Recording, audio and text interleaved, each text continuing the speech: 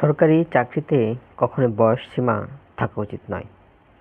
তবে বয়সসীমা থাকা উচিত ৬০-এর উপরে গেলে সরাসরি নয়, হেল্প হিসেবে, পরামর্শক হিসেবে থাকতে পারে। কিন্তু সরাসরি সবসময় কাজের, এটা আমি নিয়ে অনেক ভিডিও বানিয়েছি। এগুলো আমি প্রায় বলি যে একই কথা বারবার বলি। এটা যারা আমাকে কয়েক বছর ধরে দেখেছেন তারা জানেন। সরকারি চাকরিতে কখনোই বয়সের সীমাবদ্ধতা রাখা উচিত নয়। শুধু কেবল অভিজ্ঞতার প্রয়োজন। অভিজ্ঞদের সবসময় সাপোর্ট করতে হবে, তাহলেই সরকারি সব কিছুই আগাতে পারবে। কিন্তু আমাদের দেশে ছোট্ট একটা বয়সকে ৩০-এর কোটায় নিয়ে যায়। সরকার ৩৫ বলে, ৩২ বলে, কিন্তু বাস্তবে কোথাও সার্কুলার দিলে দেখা যায় যে আপনার বয়স ৩০-এর মধ্যে থাকতে হবে।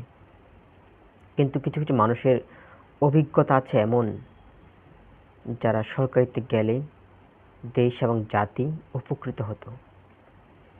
আবার যারা দীর্ঘদিন ধরে সরকারিতে প্র্যাকটিস করে আসছেন, তারা একঘেয়েমি হয়ে যায়।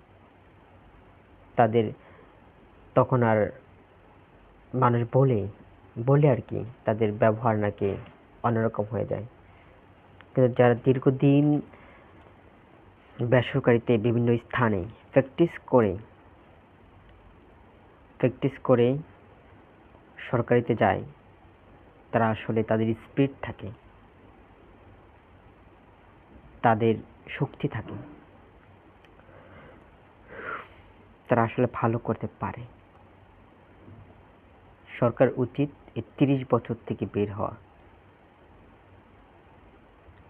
যদি বেঁধে দিতে হয় তাহলে ৬০-এর মধ্যে বেঁধে দেন, ৬০-এর পরে নয়। ৬০-এর পরে সরকারি সকল সুযোগ সুবিধা, চিকিৎসার সকল দায়ভার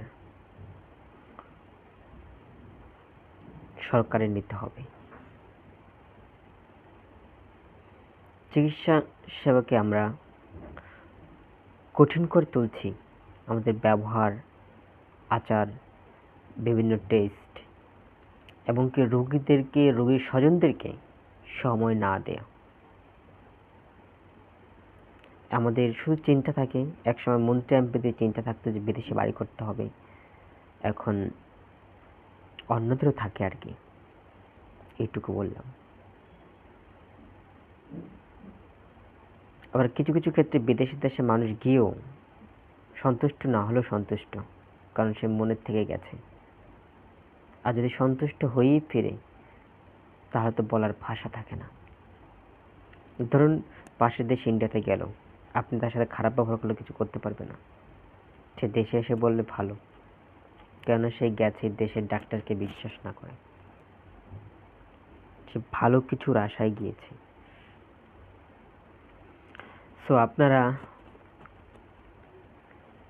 দাবি তুলুন, এবং সরকারকে অনুরোধ করব, যদি কখনো কোনো সরকারি কর্তৃপক্ষ আমার ভিডিওটা দেখে থাকেন, আমি বলবো দয়া করে আপনারা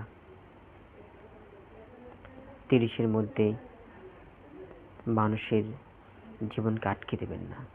অনেক স্বপ্ন, অনেক ইচ্ছা নিয়ে মানুষ পড়াশোনা করে, অনেক অভিজ্ঞতা অর্জন করে, বেসরকারি অনেক জায়গায় জব করে, তাদেরকে খুঁজুন। তার শুধু কাল বই পড়ে, কর্ম গিয়ে জীবনে শূন্য, শুধু বইয়ে মুখস্থ ১০০তে ১০০ নাম্বার পেল, ১০০তে ৯৯ পেল, কর্মজীবনে তাদের শূন্য। তারা অভিজ্ঞতা অর্জন করতে করতে ২০ বছর, খিচুড়ি রান্না করতে যায় বিদেশে, চুল কাটা শিখতে বিদেশে।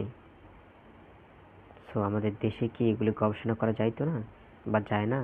মানুষ থাকছে না? বা এইসব দুর্নীতিবাজদেরকে না দিয়ে অভিজ্ঞতাদেরকে সরকারি কাজে নিয়োজিত করুন। আল্লাহ আমাকে সেই তৌফিক দেক, এবং সেই জায়গায় একদিন আমাকে পৌঁছাক।